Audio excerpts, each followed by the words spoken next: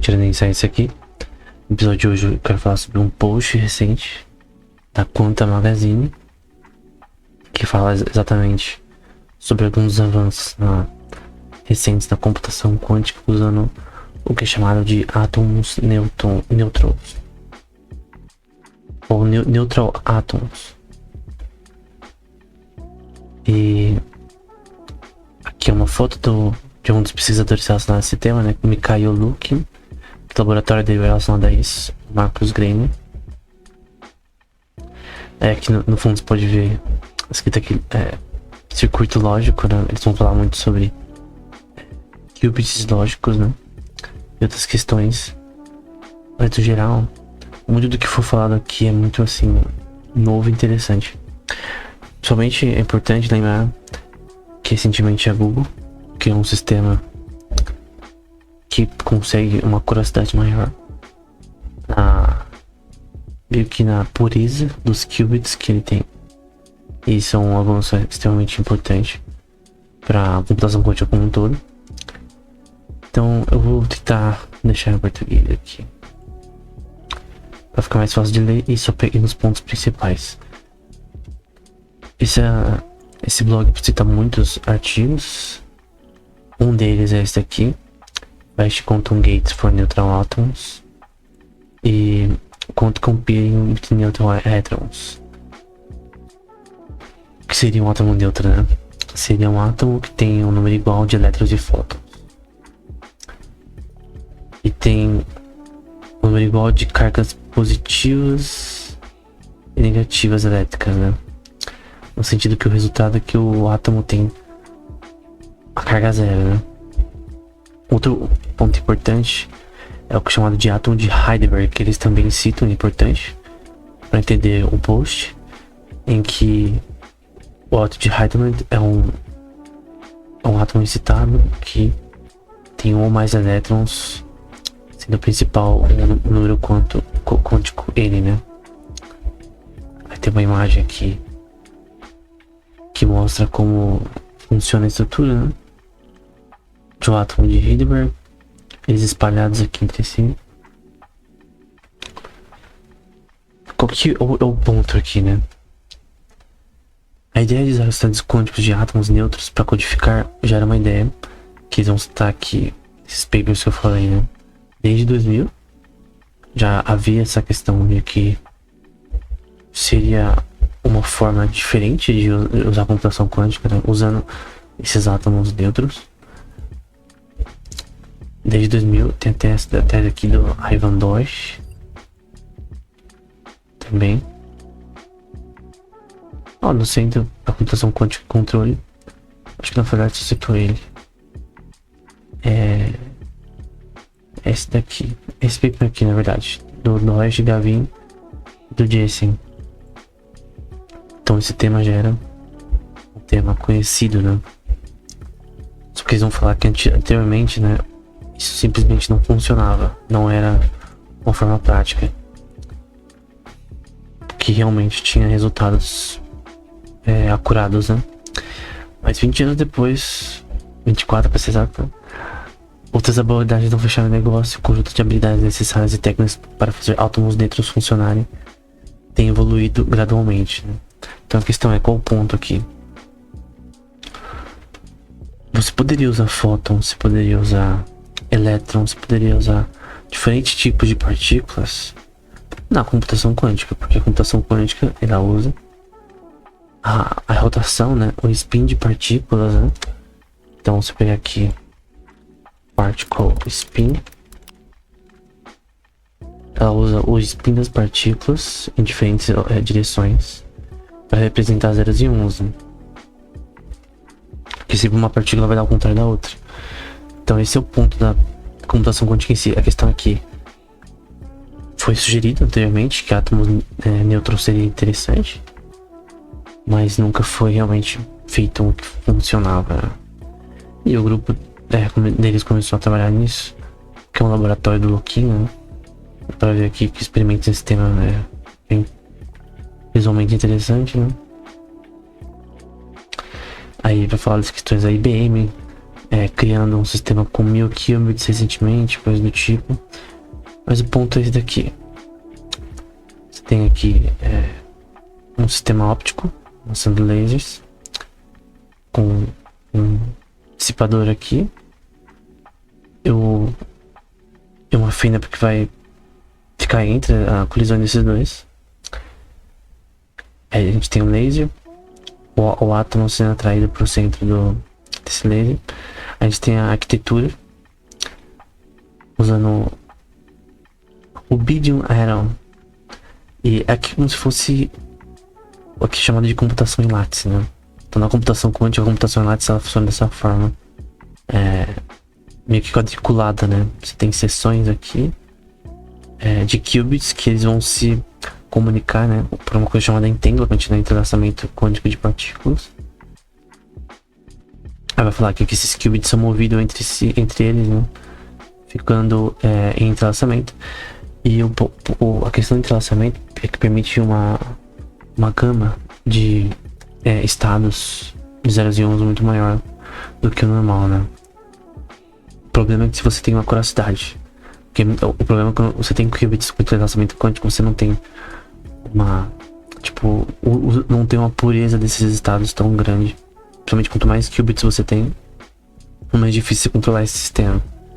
Então, por exemplo, por que sei lá, uma empresa não cria um computador com 1 milhão de qubits? Porque é impossível no momento. Porque mesmo que se você criar, você não vai conseguir controlar e ter resultados computacionais corretos, né? Acurados. Então por isso que quando alguém fala 1000 qubits, 3000 qubits já é muita coisa. Pra você ver, o Sycamore da Google, tempo atrás só tinha 53 qubits. Já era bastante coisa, né? Usando supercondução, né? E aqui é a parte de leitura desse sistema. Então a gente tem todo esse contexto aqui com relação à arquitetura em lattice desses circuitos.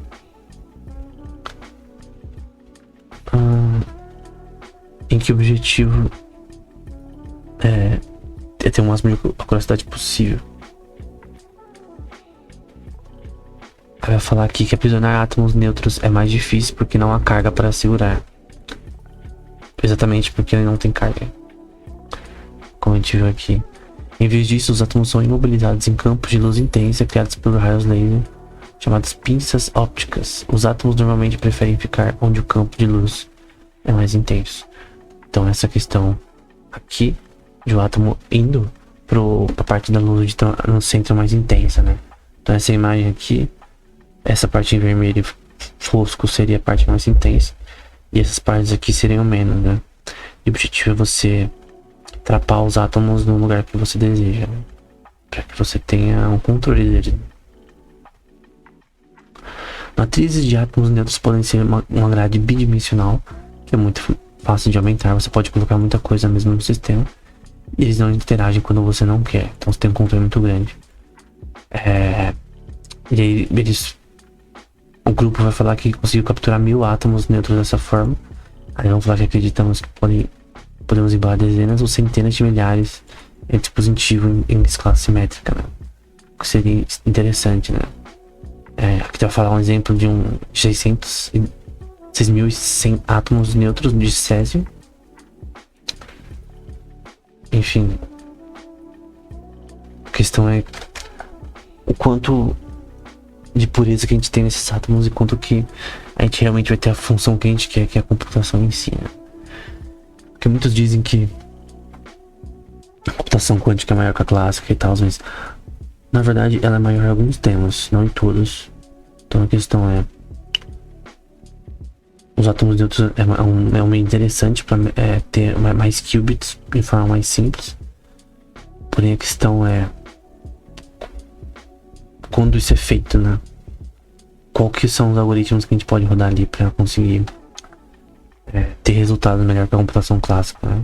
Seja na química, seja na medicina, seja na pesquisa em relação à inteligência artificial, né? Quanto machine learning, enfim. Aí eles vão falar sobre o bloqueio de Heidelberg. Para que 2 ou mais qubits fiquem emaranhados, né, em entrelaçamento quântico, eles precisam interagir entre si. Os átomos neutros, entre aspas, sentem a presença de um dos outros pelas chamadas forças de Van der Waals. Essas forças de Van der Waals são muito importantes na química, né? Que são relacionadas a ligações polares entre partículas.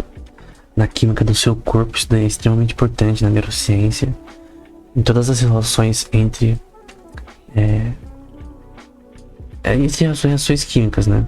A gente tem forças de Van der Waals fracas ou fortes agindo, né? Aqui outro exemplo, né? As cargas sendo repelidas ou aproximadas, que surgem da maneira como o átomo responde a flutuações da nuvem de elétrons de um átomo próximo, como a gente vê aqui nessa imagem. Mas essas forças fracas só são sentidas quando os átomos estão extremamente próximos.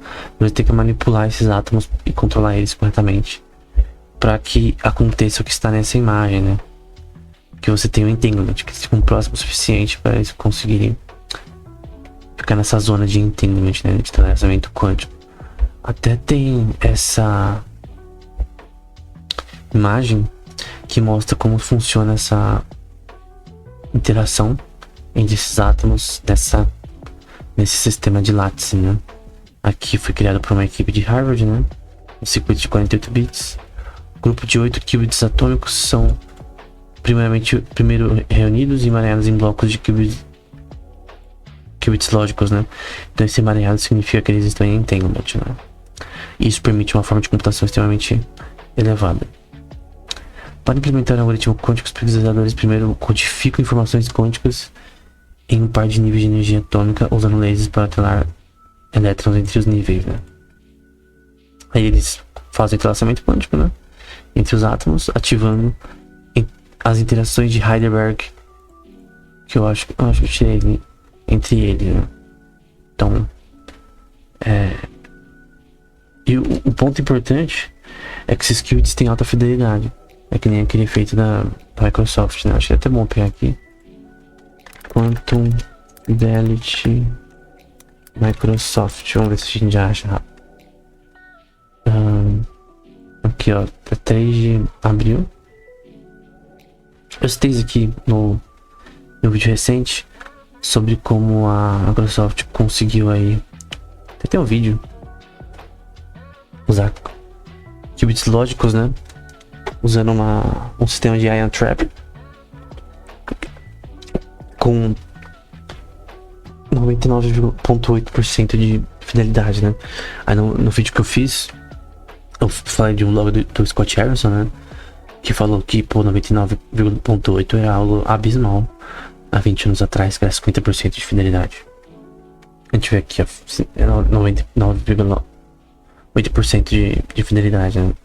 Então, basicamente, quer dizer que o negócio está muito mais curado do que anteriormente, né? Então, a gente vai falar aqui, né? Nenhum qubit é perfeito, todos podem incorrer em erros, né? E os erros é pela interferência no ambiente, né? Então, você tem um computador quântico, o ambiente que ele está, tem ondas eletromagnéticas, tem temperatura, tem umidade do ar. Tudo isso pode atrapalhar que o computador quântico funcione corretamente.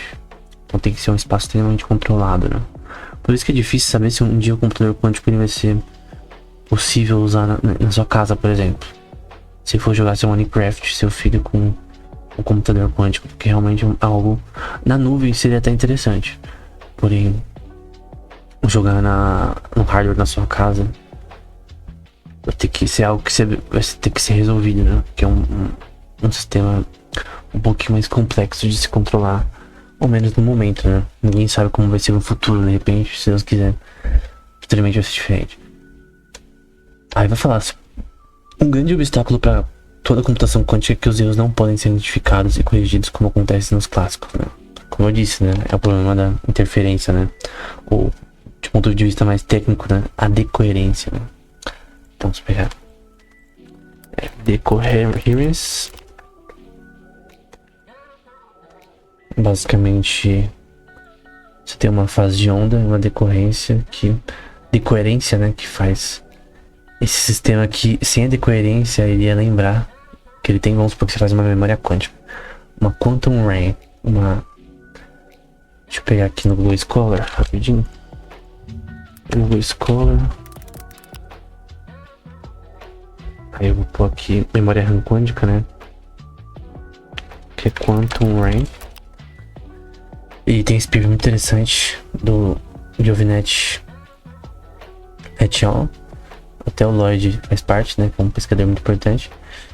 Paper muito interessante. E é basicamente isso, cara. O grande problema de criar uma memória RAM quântica, né? É o problema da decoerência.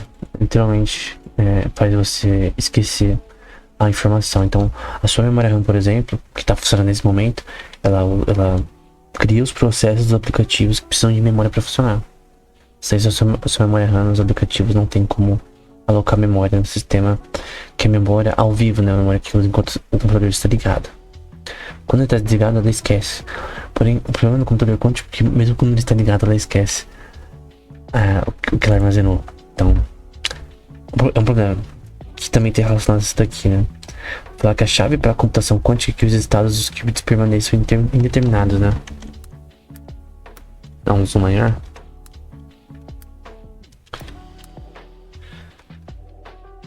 Se você tentar medir esses estados antes desse ponto, o cálculo será encerrado.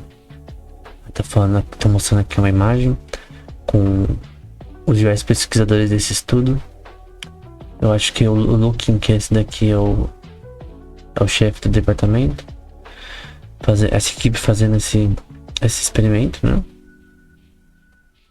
Eles vão falar questões relacionadas a empresas, isso e tudo.